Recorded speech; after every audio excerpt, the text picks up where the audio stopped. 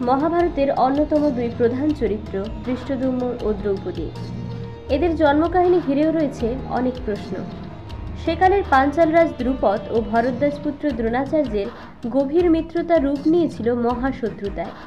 ভরদ্বাজপুত্র দ্রোণাচার্য তার শিষ্য কৌরব ও পাণ্ডবদেরকে ব্যবহার করে পাঞ্চালরাজ দ্রুপদকে পরাজিত করেন এবং তার অর্ধেক রাজত্ব ছিনিয়ে নেন।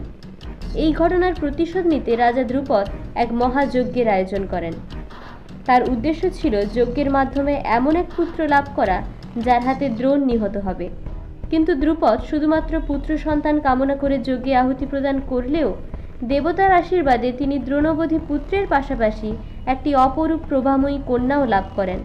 যজ্ঞের অগ্নি থেকে পূর্ণ অবস্থায় আবির্ভূত হয়েছিল দ্রুপদের এই পুত্রকন্যা, যাদের নাম হয় ধৃষ্টদ্যুম্ন ও দ্রৌপদী। যজ্ঞ থেকে জন্মেছিলেন বলে দ্রৌপদীর আরেক নাম যজ্ঞসেনী।